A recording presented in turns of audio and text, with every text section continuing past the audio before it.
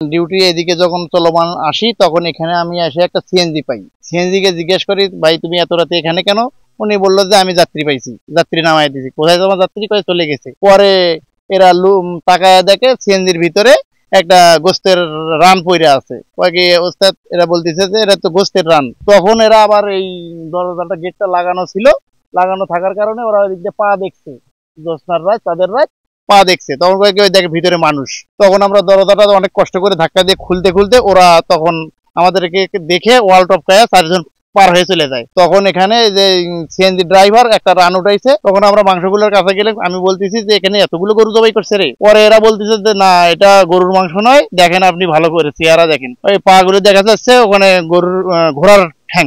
তখন আমরা দেখে তো হতবাক হয়ে গেছি, এটা তো অন্যায় করছে। তখন এর ধরছি গোস্ত যে সিএনজি ড্রাইভার ধরার পরে RICL TMX, যুগের পর যুগ স্থাপনা থাকে মজবুত। তখন আমরা বাধ্য হয়ে 999-এ ফোন দিয়েছি। 999-এ ফোন দেওয়ার পর রূপগঞ্জের সাথে যোগাযোগ করেছি। যোগাযোগ করে আমরা সকাল 6টা থেকে এ পর্যন্ত এখানেই আছি। আমরা খবর পেয়েছি ফার্স্টে পূর্বাচলেরই যারা এই রাজুকের সেক্টরগুলোর যারা হচ্ছে আমাদের নিরাপত্তার দায়িত্বে আনসার বাহিনী আছে, তারা প্রথমে হাতে নাতে ধরে একটা চক্র 5 জনের, তারা 306 নাম্বার রোডের একটি প্লটের ভিতরে ঘোড়া জবাই করে মাংস কাটার কাজ করছিল। সাথে সাথে খবর পেয়ে আমাদের যারা রূপগঞ্জ থানার যারা পুলিশ বাহিনী তারা এসছে এবং আমরা উপজেলা প্রশাসন যখন খবর পেলাম সাথে সাথে এসে একজনকে আমরা হাতে নাতে ধরতে পেরেছি, আর বাকিরা পলায়ন করেছে।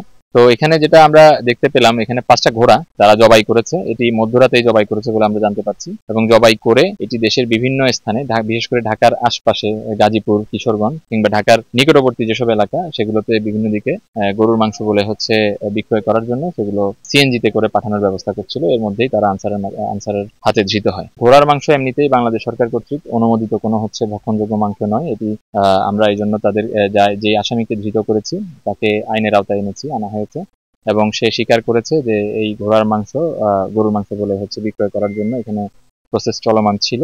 তার স্বীকারোক্তির ভিত্তিতে পশু জবাই এবং মাংসের মান নিয়ন্ত্রণ আইন 2011 এর বিধান অনুযায়ী তাকে 15 দিনের বিনাশ্রম কারাদণ্ড প্রদান করা হয়। আর পাশাপাশি যেহেতু আপনারা জানেন যে ঘোড়ার মাংস এটি ভক্ষণযোগ্য বা বিক্রয়যোগ্য নয়, সেহেতু এটিকে আমরা রাজুকের ইতিমধ্যে প্রকল্প পরিচালকের সাথে কথা বলে তাদের যে প্রতিনিধি, একজন অ্যাসিস্ট্যান্ট ইঞ্জিনিয়ার, তার উপস্থিতিতে এখানে একটি রাজুকের জমি চিহ্নিত করে সেই জমিতে আমরা হচ্ছে ডিসপোজাল করছি। এই 5টি ঘোড়ার যে মাংস কিংবা হচ্ছে নাড়িভুড়ি হাড়গোড় আছে সেগুলো ডিসপোজাল করা হচ্ছে। এবং পাশাপাশি এটিও জানিয়ে রাখতে চাই যে এখানে যদি পূর্বাচলে যেহেতু লোকবসতি এখনো গড়ে ওঠেনি, এখানে যদি এরকম কোনো অভিযোগ থাকে যে হচ্ছে কিছু অবৈধ কার্যক্রম গ্রহণ করা হচ্ছে, যেমন এই যে এরকম গরুর মাংস বলে চালিয়ে দেওয়ার জন্য ঘোড়া জবাই কিংবা অন্য কোনো যদি অবৈধ কার্যক্রম গ্রহণ করা হয়ে থাকে, সেই জন্য হচ্ছে রূপগঞ্জের যে আমরা উপজেলা প্রশাসন এবং পুলিশ বাহিনীর সমন্বয়ে আমরা সকলে মিলে এখানে যথাযথ নিয়মে সময়ে সময়ে আমরা অভিযান পরিচালনা করব, এবং এরকম অপরাধ দমনে আমরা সর্বোচ্চ সচেষ্ট আছি।